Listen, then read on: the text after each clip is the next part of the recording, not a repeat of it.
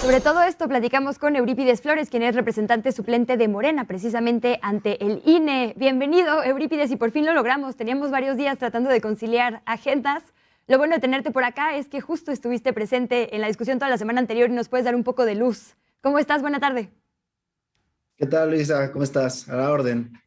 Pues confundida, digamos, porque hay dos argumentos, quienes están en contra de que se lleve como está prevista o como estaba prevista hasta este debate la revocación y quienes dicen que no debe haber excusas, ¿no?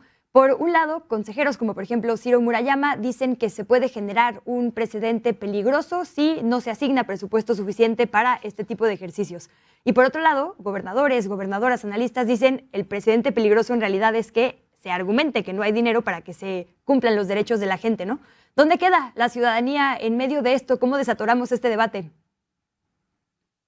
Creo que sí, Luisa. Lo que yo diría es, por partes, primero en el tema presupuestal, ha sido claro y de manera reiterada la representación de Morena ante el INE ha demostrado una y otra vez que es falso que no haya los recursos suficientes, por una parte, y por otra parte, que el ejercicio de democracia participativa se presupuestó de manera exacerbada de tal forma que hay digamos, dos vías por las que se puede atacar. Primero, por la parte de los excesos y los privilegios de los consejeros del INE, hemos demostrado que, y lo decía también el presidente esta mañana, la alta burocracia del INE tiene unos excesos de sueldos, de salarios exorbitantes. Este 15 de diciembre les cayó un aguinaldazo de más de medio millón de pesos. Nada más para que tengamos proporción a ver qué mexicano puede decir que le cayó ese aguinaldazo. Pero no es solo eso, porque luego van con el argumento de que si se quitaran todos los sueldos de los altos funcionarios del INE, ni con eso alcanzaría. Y es cierto, pero al menos deberían empezar por eso. Pero además de eso hay una serie de partidas de asesorías, viáticos, gasolina, teléfonos celulares, es decir, toda la serie de excesos y privilegios que han venido o que hubieron en el pasado en el gobierno, en el INE permanecen y no ha habido ese programa de austeridad. Eso es por una parte. Si le metieran tijera a esa parte, habría recursos adicionales. Pero la otra parte, los 3.800 millones de pesos que ellos dicen que les cuesta la consulta que va a ratificar el mandato del presidente. Decirte que hay un antecedente ya previo a de ese ejercicio, que es la consulta del juicio a los expresidentes. En esa consulta se gastaron 500 millones de pesos y instalaron 57,000 casillas. Para la del año siguiente deben haber 161,000, que es casi el triple, pero estaban pidiendo de presupuesto 8 veces más. Es decir, desde ahí está planteado para que no se pueda hacer por lo exagerado de los recursos. Entonces, se cae por cualquier lado el argumento de que es un tema presupuestal. Eurípides, teniendo claro, digamos, este análisis de cifras, te preguntaría qué escenarios tiene previstos Morena para el año que viene. El tema es que ahorita ya ni siquiera depende tanto del instituto, ¿no? Más bien depende de lo que determine la Suprema Corte. Después de esta votación que hubo el viernes pasado, lo que falta es que la Corte determine darle la razón al INE y entonces que se reajuste el presupuesto que va a recibir y pueda hacer la consulta en los términos que el instituto ha dicho que necesita, o que la Corte resuelva en contra de esta controversia del INE y entonces, digamos, le dé la razón al argumento de Morena, ¿no? De que pues, debería haber recursos suficientes para que se lleve a cabo. ¿Qué escenarios prevén ustedes? ¿Tienen algún calendario, una estimación de cuándo va a resolver la Corte? ¿Cómo van a dar seguimiento a este proceso?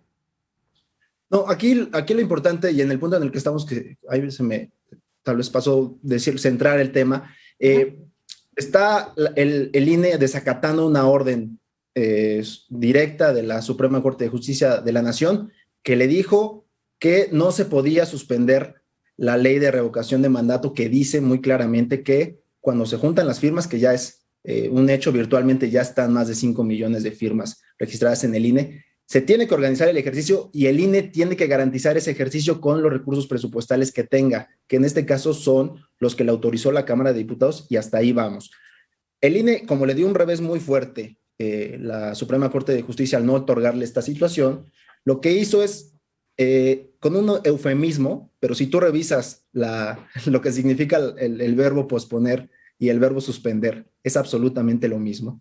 O sea, trataron de cambiar el verbo, pero significa lo mismo. Están aplazando las actividades de la revocación de mandato por una determinación administrativa y con ello están restringiendo los derechos de la ciudadanía. Entonces, ¿qué es lo previsible? Lo previsible es que va a prevalecer lo que ya estableció la Suprema Corte de Justicia de la Nación, es que el día que es el plazo máximo, el 25 de diciembre, se va a tener acreditado que se alcanzaron los números de firmas necesarios, el INE va a tener que empezar ya a organizar la consulta, o de lo contrario, pues ya se anunciaron varias vías jurídicas, varias vías legales. Por parte de la Cámara de Diputados se va a presentar tanto una queja ante la Suprema Corte de Justicia de la Nación como denuncias penales por lo que pueden constituir delitos del orden administrativo. Desde la representación de Morena, nosotros vamos a seguir impulsando que se avance en las actividades del ejercicio, y vamos también a estar activando las vías judiciales para que no quede este mal precedente, este lamentable precedente,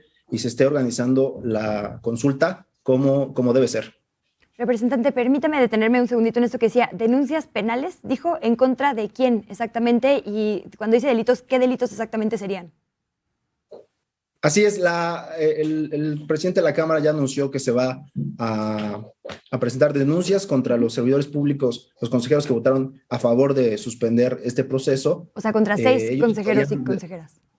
Contra los 6 consejeros que estuvieron a favor de esta situación. Ellos estarían cometiendo desde su punto de vista los delitos de coalición de servidores públicos y abuso de poder. Desde la representación de Morena, nosotros estamos convencidos también que tenemos la vía para activar denuncias de carácter penal por la violación a la Ley General en materia de delitos electorales. Los delitos electorales, tú lo sabes, a partir de que llegó el gobierno de la Cuarta Transformación, son delitos graves y no están sujetos a fianza en dado caso de que así se activen. Hay un dispositivo de la ley que dice que es un delito el que los funcionarios públicos, los funcionarios electorales, bloqueen las actividades del proceso electoral sin causa justificada. Nosotros también creemos que están incurriendo en este delito, y pues ya serán las autoridades que definan si es así como nosotros lo planteamos, pero nosotros vamos a activar todas las vías legales necesarias para que esto no quede así. Para cerrar, ha habido algunas voces que han adelantado que podrían buscar también incluso una destitución. ¿Ese es un camino que estaría buscando, por lo menos de forma partidista, Morena? Así es, la consecuencia sería la destitución, la vía sería el juicio político. El presidente nacional de nuestro partido ya el día de ayer hizo un llamado a la fracción parlamentaria de Morena en la Cámara de Diputados para que avancen, debido a que esta afrenta contra la Constitución, este desacato a la orden del máximo tribunal del país, pues ya es una clara evidencia de que hay ciertos consejeros que pues están en contra ideológicamente de que avance la democracia participativa, y eso no estaría mal si no lo llevaran a la arena de lo institucional y violaran de manera abierta la Constitución y las determinaciones judiciales que han protegido el derecho de la ciudadanía para participar en este histórico proceso. Eurípides Flores, pues muchísimas gracias por haber estado en entrevista en este espacio, por aclararnos la perspectiva y los argumentos de Morena, y si nos permites, mantenemos comunicación, que seguro serán semanas bastante activas. Te mando un abrazo y agradezco nuevamente el tiempo. No, el agradecido soy yo. Muy buena tarde. Saludos al auditorio. Muy buena tarde y muchas gracias. Eurípides Flores es representante suplente de Morena ante el INE. Escuchábamos ya en voz de Ernesto Núñez la postura del INE el viernes pasado, la postura de los consejeros y por qué están pidiendo esta prórroga, y ahora escuchamos la postura de quien se opone a esto y más bien pide que se siga en tiempo y forma como estaba previsto, como había pedido el presidente de la República.